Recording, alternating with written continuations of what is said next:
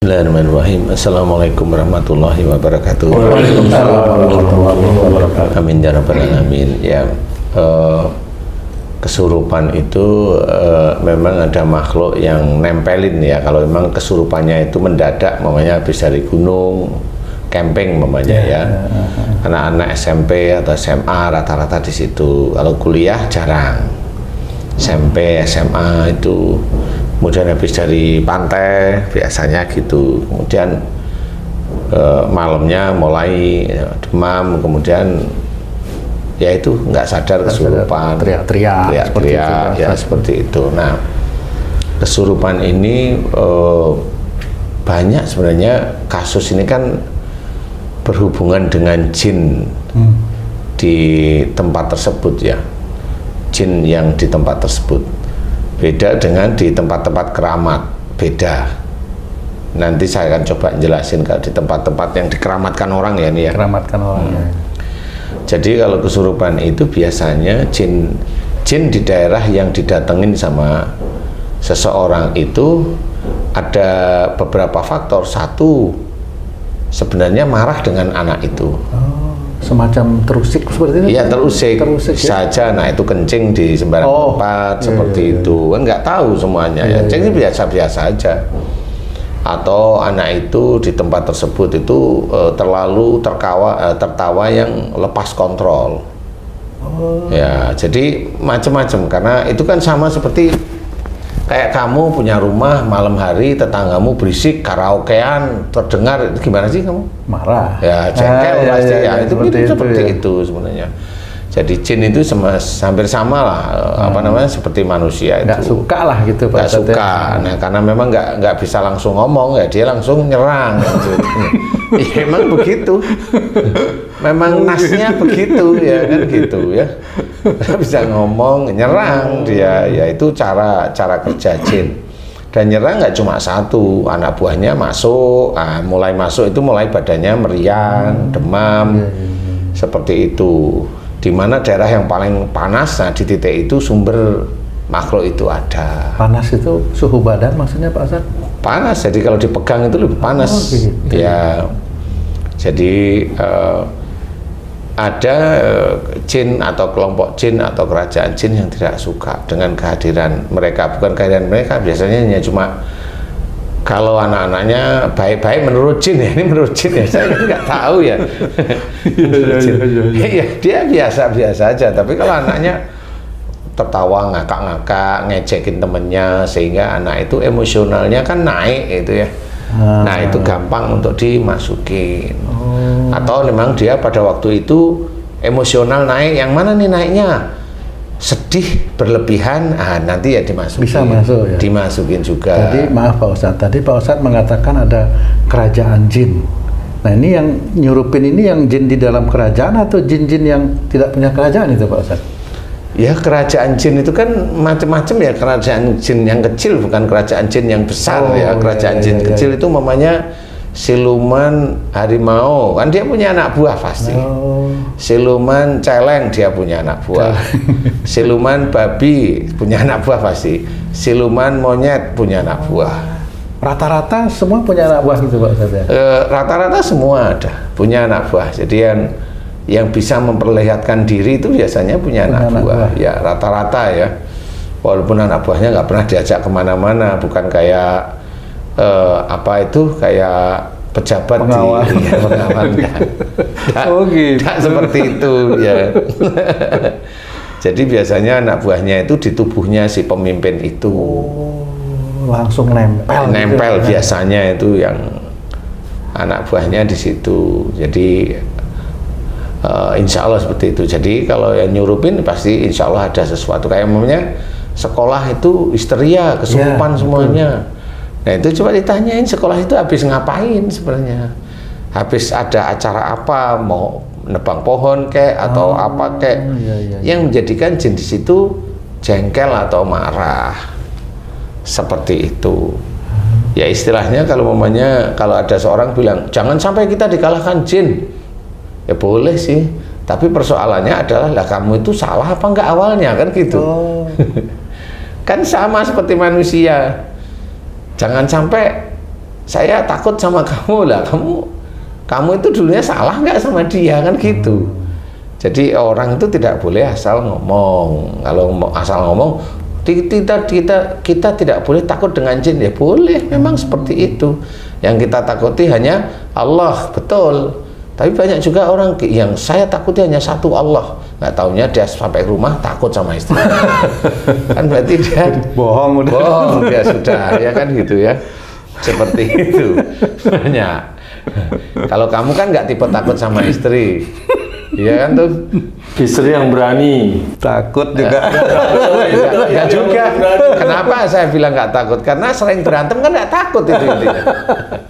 Nggak takut sama istri. Justru yang nggak sering berantem berani ya. Hah? Nggak bisa ngomong juga deh. Justru yang tidak berantem takut, ya harusnya gitu sih. Ya. Jadi tidak boleh kita asal seperti itu. Kecuali memang kita juga nggak usah ngomong bahwa kita nggak usah takut dengan setan. Ya setan yang mana yang mau dia nggak takutin kan gitu. Kalau setan yang memperlihatkan itu jin, itu bukan setan. Ya jin hanya memperlihatkan bahwa dia ada di situ kan, perkenalan kan, sama seperti kalau kamu itu di perumahan baru kan memperkenalkan diri dengan ngumpulin orang. Kemudian kalau di Jawa ya syukuran, mamanya syukuran ke tempatin rumah baru, atau kajian, silakan kajian plus syukuran. Itu kan memperkenalkan diri sama. Tapi kalau jin kan nggak bisa syukuran atau kajian kan nggak bisa ya, jin-jin ya rata-rata nggak bisa. Nah itu cara dia memperkenalkan diri, muncul gitu loh maksudnya. Nah oleh manusia munculnya itu dikira jinnya nakal, kan nggak bisa dikatakan seperti itu. Terus kemudian manusianya yang merasa dirinya agamanya bagus, ya saya nggak takut dengan dia harus kita lawan karena dia jin itu ada setan, karena terbuat sama-sama dari api. Nggak gegabah seperti itu. Kalau sesumbar gitu, jin itu tersinggung gitu maksudnya? Ya tersinggung. Gitu ya? Iya, kayak sama. manusia Iya kayak manusia. Kayak mamanya, ya nggak perlu baik-baik dengan jin, ya nggak perlu sih, biasa saja. Sebenarnya ya sama seperti manusia. Kalau ada manusia kamu kasih ATM seneng, ya jin itu kamu kasih ATM seneng dia. Ya enggak juga, dia ATM. Oh iya maksudnya. Kan bedanya di situ. Jadi harus difahami. Nah, orang-orang yang gampang kesurupan ini yang bagaimana emosionalnya dia labil. Terlalu bersedih, ya nanti kesurupan pulang-pulang. Karena saya sering nangani, udah di ini, di itu, ya dibaca-bacain, ini nggak bisa, ya terakhir cuma ini anak ibu sedih terus-menerus ini. Kemudian sekilas pada waktu itu saya masih ingat, saya tanya, Mbak sedih kenapa? Nah dia baru cerita, saya sering sedih yang ini, jangan begitu lagi ya, karena ini mudah sekali kesurupan. Wah baru itu nanti jinnya juga nyurupin lagi. Ya saya nemenin aja kok gitu. Nah orang ini kok sedih terus. Nah kan gitu. Kalau seseorang sedih itu kesurupannya seperti apa Pak Ustadz? Nangis gitu Pak Ustadz? Ya bisa nangis, bisa sedih, kayak diajak ngomong ya nggak mau. Perasaannya Pak Ustadz? Ya ngambek gitu. Kemarin saya nangani yang ngambek. Lah ngambek, iya benar. Ya itu kesurupan. Saya tanyain, memang nggak taunya dia sejak kecil sedih. Nah, si jinnya itu juga ngomong, saya masuk sejak anak ini sejak anak ini lahir. Nah saya tanya sama ibunya, Bu, dulu waktu ngandung si Mbak ini ibu selalu bersedih? Baru dia cerita, iya saya pada waktu hamil itu tertekan dengan keadaan, jadi saya bisanya cuma sedih, nangis, melamun, sedih, nangis, melamun, seperti itu. Nah ini anak ibu, kenapa anak ibu itu ini kesurupan seperti ini? Ya karena ibu dulu punya, pada saat hamilnya seperti itu. Baru ya. Ya jadi masuk karena kesedihan orang tua karena hamil.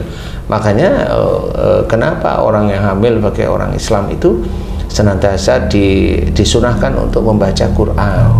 Membaca Quran itu bukan baca Arabnya aja, ya tafsirnya lah.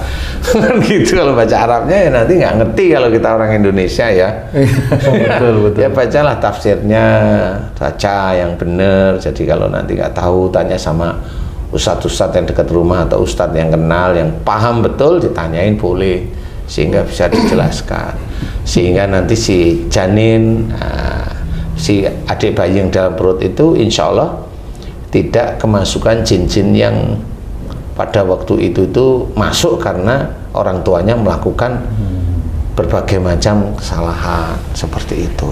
Kayak umpamanya, ini umpama ya, ini Haji Jin nih. Dari tadi kan belum tanya nih Haji Jin. Haji Jin nih umpamanya punya istri, istrinya emosional. Nah, pada waktu ngandung itu ya emosional. Nah, nanti punya anak ya emosional. Menurun gitu Pak Ustadz? Iya, menurun. Tapi kan belum tentu dia kesurupan itu waktu emosional itu. Tapi kan emosional itu kan nanti bisa menjadi biangnya kesurupan kalau memang cenderung gitu Pak. Cenderung umpamanya ada masalah kemudian jadi emosionalnya pas sedih. Nah, kalau sedihnya kebablasan ya nanti masuklah jin. Nah, tinggal nanti kuatnya imannya bagaimana kepada Allah Ta'ala. Kalau imannya kuat, dia masih bisa tertahan itu kesurupan itu. Dia hanya cuma kok saya sekarang kok jadi sedih terus ya. Nah, itu sudah mulai gitu ya, ada perasaan. Merasa gitu, kok saya itu mau nangis terus rasanya. Nah, itu sudah kesurupan tapi level yang pertama, grade 1 istilahnya.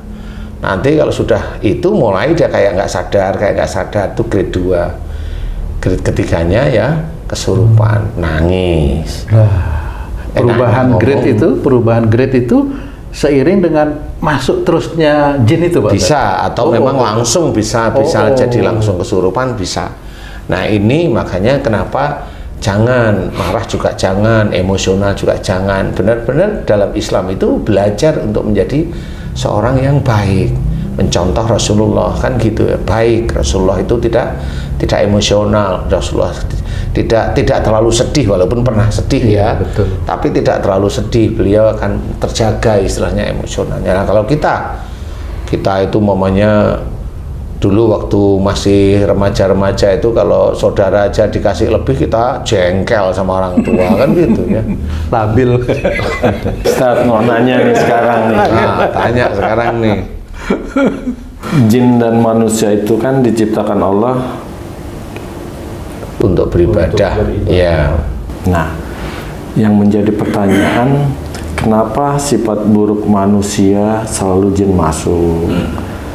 Terus apapun kejadian yang menimpa manusia disebabkan manusia yang di luar jalan Allah tuh jin masuk.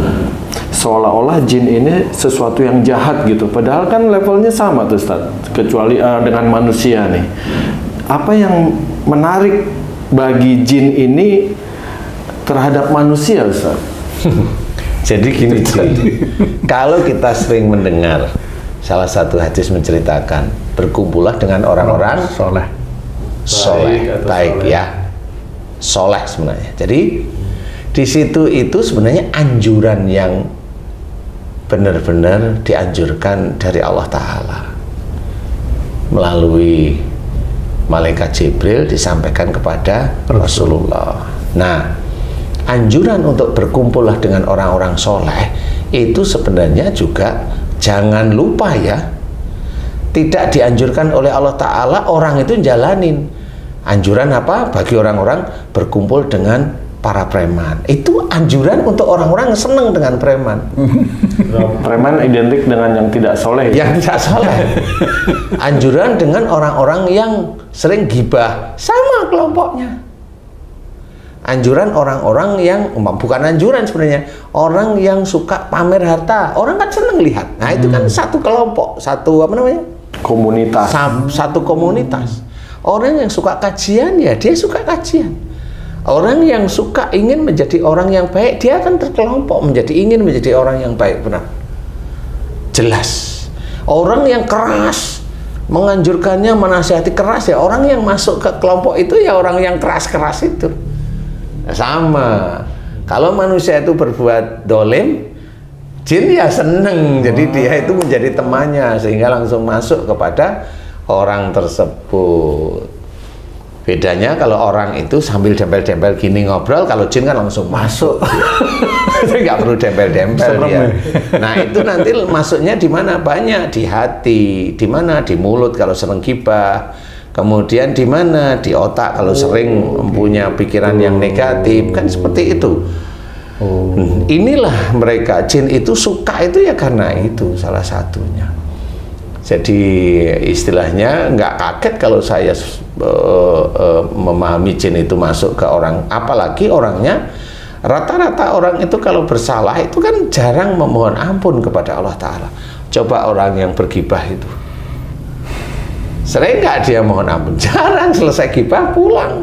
Kalau waktunya sholat ya sholat, nanti dia gibah lagi kan gitu. Jadi orang yang bergibah dia akan jarang untuk memohon ampun kepada Allah Ta'ala. Orang yang sering suudzon juga dia akan jarang memohon ampun kepada Allah Ta'ala. Orang yang sedihnya berlebihan juga jarang sekali dia mohon ampun kepada Allah Ta'ala. Orang yang marah ya jarang dia akan mohon ampun kepada Allah Ta'ala. Seperti itu. Nah kenapa? Ya memang itu sudah lingkupnya, habitatnya sebenarnya. Makanya itu disukai oleh jin. Semakin dia emosi, semakin tuanya ya emosional. Berarti jin-jin yang sifatnya sama dengan manusia itu. Iya. Makanya di situ nanti selain jin ya ada dajjal ya, selain dajjal ya tetap ada setan yang mengajak senantiasa suka yang seperti itu. Orang yang emosional, iya emosional terus kemudian dia hijrah, kemudian dia mengenal Allah, dia sholat, belum tentu jinnya itu hilang. Karena apa? Karena dia belum pernah mohon ampun kepada Allah Ta'ala, walaupun dia Islam sejak lahir. Apalagi kalau dia mu'alaf, mu'alaf kan dosanya banyak tetepan. Jinnya banyak. Ya jinnya tetap banyak. Allahu Akbar. Nah itu juga harus dimohonkan ampunan kepada Allah Ta'ala. Kalau memang dia ingin benar-benar bersih di hadapan Allah Ta'ala, ya tobat, mohon ampun kepada Allah Ta'ala. Berarti manusia yang berusaha untuk memperbaiki dirinya secara tidak langsung berusaha juga untuk mengusir jin-jin jahat di dalamnya. Dia tidak usah berusaha, nanti jin itu akan dilepaskan oleh Allah Ta'ala sendiri.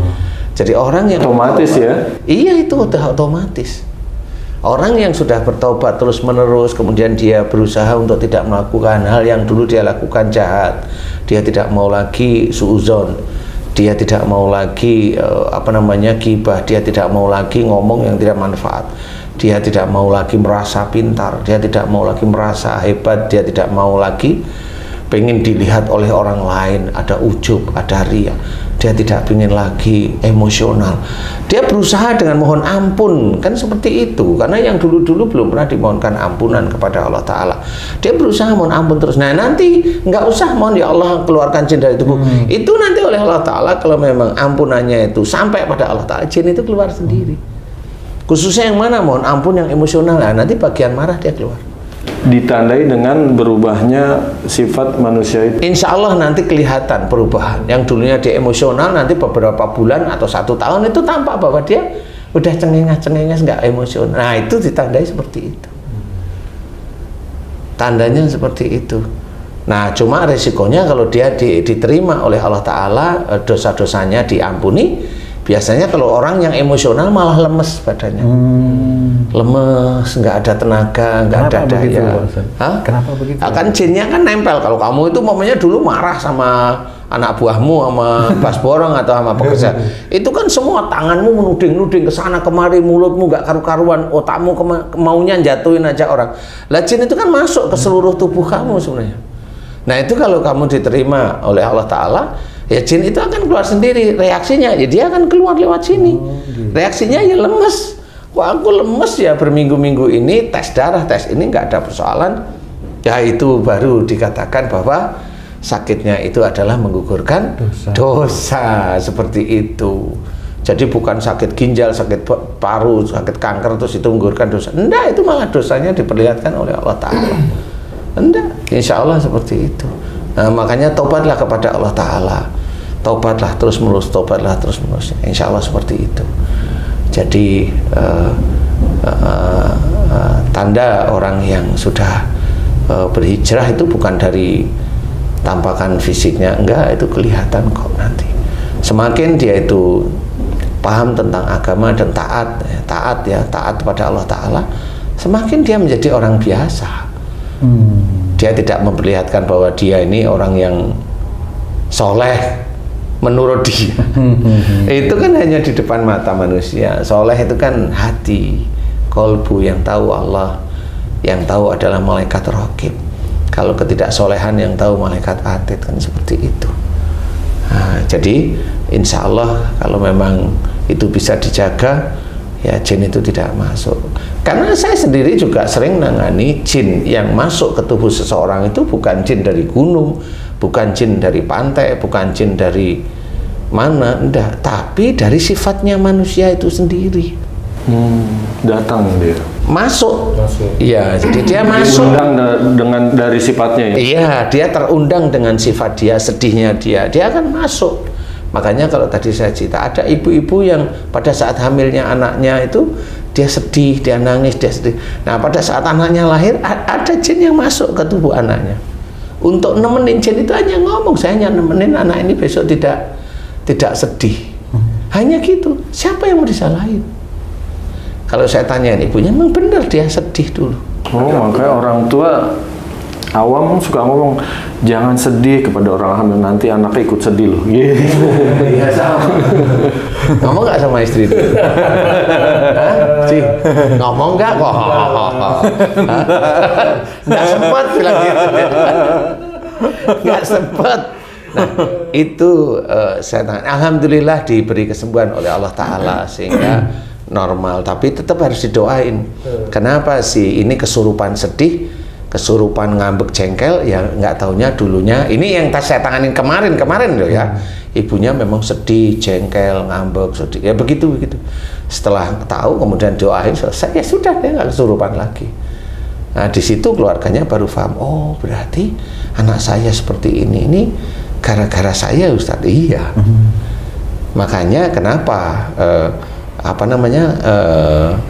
anak sakit di umur sebelum akil balik itu kesalahan dari orang tua. Tapi kalau memang genetiknya sejak dari janin itu sudah seperti yang tadi, ya bisa aja kesurupannya seperti itu. Masa ada anak cewek kesurupan, siapa kamu? Aku Sutrisna. Loh, cewek kesurupan cowok. Emang siapa kamu gitu? Nah, baru dia cerita. Saya mau bikin anak ini seneng gitu aja. Nah, senengnya itu hanya keinginan seneng aja dari ibunya, pengennya seneng. Tapi pengen seneng itu hanya ngalamun, ya nggak selesai. Harusnya kan berdoa pada Allah Ta'ala, ibadahnya dikuatkan, kemudian mohon pada Allah Ta'ala diberi petunjuk, diberi jalan yang lurus seperti itu, agar dilindungi dari orang-orang yang berbuat zalim atau dilindungi dari sesuatu yang tidak baik. Mohonlah kepada Allah Ta'ala terus-menerus. Nanti Allah itu akan melihat. Kalau memang ibadah cukup, amal solehnya cukup untuk mulai dikabulkan, ya dikabulkan. Mulai dilindungi dari jin, dari hal-hal tidak baik, dilindungi dari orang-orang yang akan berbuat zalim. Itu cara Allah aja. Ustadz, kejadian-kejadian di masyarakat, Ustadz, banyak kan ada orang kesurupan sehingga menakutkan keluarganya gitu kan. Misalnya dalam satu rumah ada yang kesurupan gitu kan, sehingga panik manggil siapa aja. Sebenarnya sebabnya apa dan gimana cara ngatasinya, Ustaz? Kalau saya yang sering saya tangani atau saya alami dari orang-orang kesurupan itu, saya dengerin dulu omongannya. Saya dengerin dulu omongannya. Walaupun saya umpamanya tidak lihat, saya dengerin aja, ngomong apa sih ini ya gitu. Jadi saya nggak langsung nangani, saya dengerin dulu. Ini kesurupan kenapa? Kalau dia ngomong jangan ikut-ikut, nah dengerin saya. Kenapa saya nggak boleh ikut? Kan gitu saya bisa. Orang ini mau saya bikin ini, oh ini dukun, santet, kan gitu ya. Kemudian mau jangan ikut-ikut, kenapa saya nggak boleh ikut-ikut? Orang ini habis kencing di tempatku, ini jin marah, kan gitu. Terus. Nah, cara negosiasi, cara diplomatik kalau saya. Kalau ngomongnya itu dukun santet, ya saya diplomasi. Kan milih, nanti saya doain, aku nggak ngerti loh, kamu besok nanti jadi apa, nggak ngerti. Tapi kalau kamu mau milih ngeyel, ya terpaksa saya doain beneran. Gitu. Saya milih yang mana? Ini diplomasi biasa. Ya sudah, saya keluar. Bisa kamu keluar? Bisa. Nggak mungkin kamu bisa keluar. Ya nanti saya bantu keluar. Jangan serang ini lagi, mau? Iya mau. Berhenti mulai hari ini. kalau besok saya dengar si ibu ini gini lagi, selesai nanti kamu. Ini sama, jadi ini ada diplomasi. Bukan berarti terus saya itu terus berteman dengan jin. Enggak ada saya temenan dengan jin, itu enggak ada. Enggak ada, ini hanya diplomasi biasa karena dia makhluk Allah. Ya saya menghormat, masih menghormat aja. Dari awal saya dengar tentang kesurupan ini, artinya jin dengan manusia itu berinteraksi, Ustadz ya. Nah, apa yang dilakukan oleh manusia, jin tuh mengetahui dan merasakan dan melihat. Tapi sebaliknya manusia tidak melihat kegiatan aktivitas jin. Iya. Jadi gimana caranya yang biasa atau biasanya kesalahan manusia yang tidak disadari sehingga jin marah itu apa tuh Ustadz? Yang nggak disadari, lain dengan sengaja ya? Iya, yang tidak disadari yaitu ketawa, ngekek, kemudian emosional, termasuk sedih yang termasuk sedih ya, berlebih termasuk sedih karena bisa aja kerajaan jin biarin, tapi nggak tahu ada jin sedih yang seneng, nggak, kan beda sudah, kan nggak bisa di titik itu sebenarnya. Jadi kesalahan-kesalahan seperti itu, umpamanya orang itu punya ilmu jalan, nah, pas di jalan itu di situ ada gerombolan jin itu lagi cenguk begini ya kayak ketendang, akhirnya marah dia, akhirnya megangin kakinya umpamanya seperti, dan itu ya nggak akan bisa sembuh, nggak akan bisa sembuh itu. Disangkanya sakit asam urat. Disangkanya sakit asam urat sama yang punya ilmu itu. Nah kalau nggak ketemu sama orang yang paham beneran, nggak bisa keluar. Dia nggak akan mau jin itu. Karena saya pernah nangani ada yang seperti itu, seorang kiai lah ya, itu kakinya itu digandoli jin itu 8 tahun insya Allah, saya masih ingat itu. Jadi kalau kesakitan kaki kanannya itu selalu kesakitan terus ya, saya ngamatin aja, walaupun saya tidak bisa lihat, tapi dari ceritanya itu kan dilihat ini nggak sakit tapi berat, buat jalan 10 meter atau 10 langkah itu udah nggak kuat kaki kanannya. Ya, saya coba ya Pak Yai ya, karena memang saya cuma ngomong, jin udah waktumu kamu pergi dari kakinya beliau, udah nggak usah kamu marah lagi, maafkan dia, kembali aja ke sana. Udah habis itu saya ngomong ya, saya tanyain sama Pak Yai, gimana sekarang? Kok ringan, kemudian jalan aja, muter aja. Wah, bermeter-meter itu gimana Pak Yai? Alhamdulillah sembuh, Ustaz. Selesai. Hanya suruh, udah kamu pulang aja, balik lagi. Ya udah selesai. Gimana? Nah, apakah setiap orang bisa seperti itu? Nah, ini yang saya nggak bisa jawab. Syarat dan ketentuan berlaku. Kalau ini syarat dan ketentuan ya berlaku lah. Paling tidak itu begini, paling tidak. Sebenarnya ini adalah persoalannya persoalannya ibadahnya orang tersebut. Jadi jin itu sebenarnya dia bisa baca orang. Berarti balik lagi ke wayastajibul ladzina amanu wa amilus sholihat. Ya, insya Allah dari Allah akan mengabulkan doa yang beriman, yang kuat imannya dan beramal soleh. Nah itu dari situ memang. Makanya setiap orang itu bisa dites kok dengan jin-jin yang di situ. Kalau memang dia pengen tahu kelasnya imannya loh ya. Kalau memang jin itu bandel nggak mau ya berarti ya sudah cukup lah. Kalau saya begitu. Oh iya. Karena ya kalau memang dibilang jujur, kalau memang saya dibilang melihat ya tidak melihat, karena hanya cuma saya berpikir, oh ini kayaknya ini, saya hanya berpikir aja biasa. Oh ini kayaknya begini, oh ini kayaknya begini. Dan kemudian saya kalau memang itu jin biasa, saya ngomongin jangan ke situ lagi. Karena memang dia juga nggak ingin marah, cuma orang itu nggak pernah minta maaf sama dia karena ya kan saya tidak tahu. Lah ya itulah yang susah kan. Gimana? Kan beliau tadi kan Pak Yai katanya kalau udah baca ini kan jin sama setan kan hilang kan gitu. Padahal itu 8 tahun. Saya benar-benar paham itu. Ya akhirnya kan tahu bahwa bacaan itu sebenarnya nggak berlaku. Karena bacanya hanya untuk dunia, titik kalau saya gitu. Jadi bacanya untuk dunia ya titik. Kalau bacanya lillahi ta'ala beda. Nah inilah cara jin, kenapa jin itu mau atau tidak mau dia itu nurut sama kata-kata orang lain, karena dia bisa baca. seperti itu, dia bisa membaca. Insya Allah seperti itu ya. Nah inilah yang harus kita ketahui, bahwa iman yang tahu itu hanya Allah. Jadi kita hanya berusaha beriman kepada Allah, beriman kepada malaikat, beriman kepada Nabi, kitabullah, qadar, kemudian beriman kepada hari akhir. Kalau kita bisa jaga ya insya Allah itu bisa menjadi baik.